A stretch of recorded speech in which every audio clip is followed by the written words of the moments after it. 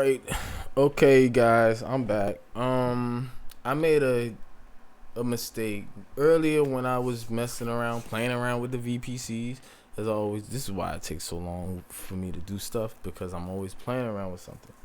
But I learned that way. Don't do that. Use the default one because what happened was right here. If you notice right here, as you can see, I just terminated it, but it never gave me a public DNS thingy. And I was wondering around when I pressed connect why this thing was so short. Like if I click connect on this, oh, you can't connect because it's terminated already. But yeah, it was like it just gave me the IP address of it, and no, I couldn't connect to it because I don't know how to deal with those type of instances. So just use the default, right? They already hook you up. You ain't got to do all of that stuff yourself. So use the default. You can rename the default what you want it, but use the default VPC until you fully got your mind wrapped around it. Okay, so now I know I can connect to it. I didn't try it yet, but I know for a fact I can connect to it. I already copied the thing. Let me make sure I say sudo first, and then go ahead and paste it in. And now, as you can see, it's longer. I didn't have that EC2 long number and all that nonsense.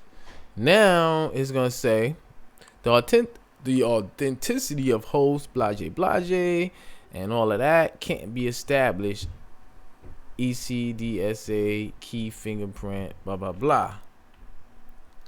And then it says yes. So it actually has my key fingerprint showing on there. So yeah, I do have to delete this instance, and I have to delete this key, because once you delete the key for the instance, there's no way to log into it, right? So you have to delete the instance. Now, if you want the data from that instance, remember there is a volume on here. Remember, each one has a volume, right? Let's see. Mounted to it. I'm looking for the volume information for this bad boy. Root device. I think this is it right here. EBS. Well, this is where the storage goes.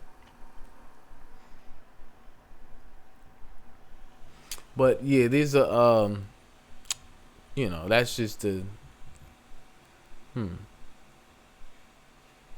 yeah, this must be the storage device. Block devices, root devices. This says EBS. I think, hold on, just click on this. Yeah, here we go. You got to click on that. Volume, and the volume has an ID, and you could actually use this ID to extract information, like open a new instance, take the data from this one and put it into the new one before you delete it, right? If you, just in case you like, yo, I got everything set up on that instance, but I just needed to, needed another one. But anyway, so yeah, like I said, this is a test, so I'm not worried about hackers. Next thing. Okay, we have the instance. We're logged into the instance. Now we're logged into the instance. Hooray. Look, we are in Ubuntu at IP blase blase. That's the IP address for that instance. If you don't believe me, you can come back here and look at the IP address for the instance. And oh no, my bad. I'm sorry. That's not the IP address. That's my IP address. Which is like, oh goodness, I'm giving away my IP address. But yeah, I'm in there, and then I can look. There's nothing in here, of course. I haven't installed anything. But if I change to the root folder, as you can see, this is a real. I'm actually in. I'm in here. That people can't use my IP address to steal my information. Oh my god, and I'm using Windows. Not good. Okay. So then entry dot image at. So what am I trying to do here? That's why I have to record these videos and edit everything. What am I trying to do? What am I trying to do? Oh, I'm trying to show you. See, if you can see this right here, mount. That's where you would mount stuff at. Change to mount. And of course, there's nothing in there, but you can actually mount another volume in this thing. That's where you would do the magic at. But I'm not really gonna get into that. But what I will do is go ahead and get started before I close out, because let's see, I can say sudo app update or sudo app get update. Now I have to use sudo,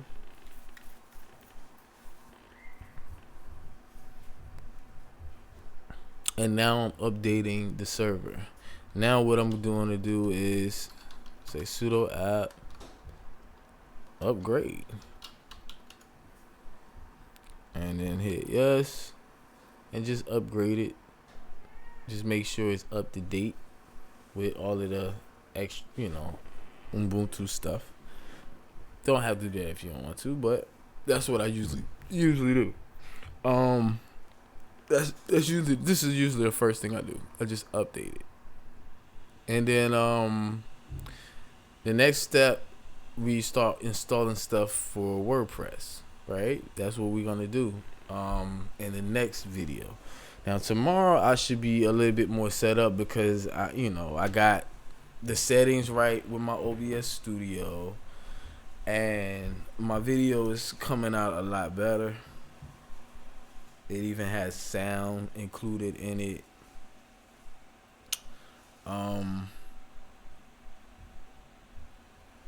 You can fast forward through all of the whack parts if you want to, but I am going to edit these videos. Best believe that.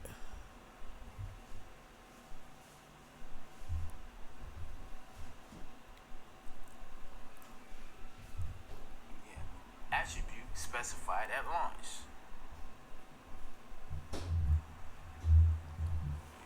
Attribute specified at launch.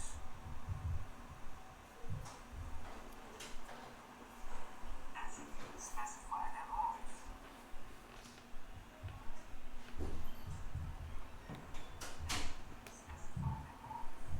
Oh snap! Here we go.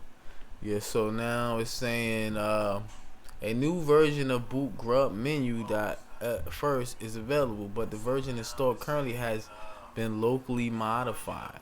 What would you like to do about menu dot first? Install the package, maintain this version, keep the local version currently installed. I would just say go ahead and show the difference between the two. Show us side by. Just go ahead and install the package, maintain this version. This is a test anyway. I'm gonna delete this thing anyway. I don't know why I'm in this folder. Let me go back to home. Go back to my home folder. Oops. And Ubuntu. So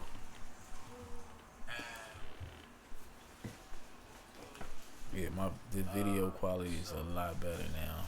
Thank God. So day number 2 is the day of progress. Okay, it's not. I know this is not perfect, y'all. If you're already watching. Okay, so we can clear all this junk. So what is the next step? The next step is I need to install PHP. So before I get into all of that, I'm not even going to do that, because I need to take a break, and I have another show or another episode to do later on, and I need a break.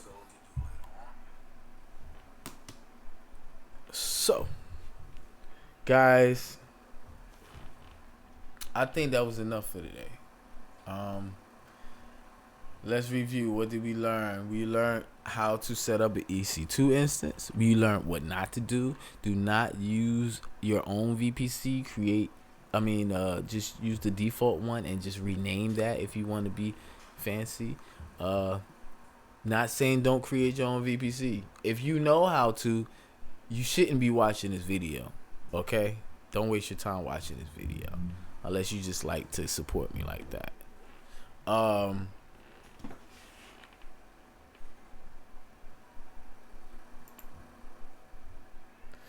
Turn some music on. Oops. And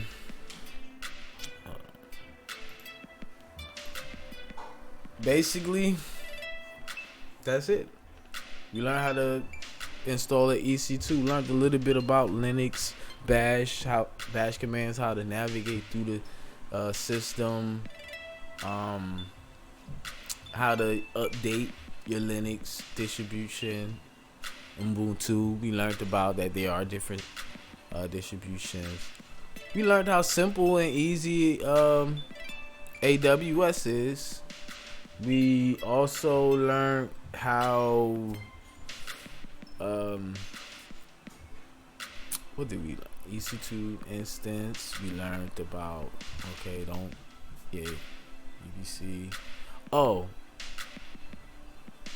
and I think that's it. EC2 instance. Yeah, for the main part, that's what do I want you to know. I just want you to know how to set up your own EC2 instance. The easiest, simple way. Default. That's the best way. And just make sure you go. Oh, yes, the most important thing. TCP protocol. That's the first thing. That's the only way you're going to be able to access your instance the way you want to be able to access your instance is TCP protocol port 22. That's automatically going to be set up. The only thing you have to go in and change after your EC2 instance is installed is your IP address. If you haven't done it during the setup, chances is you didn't.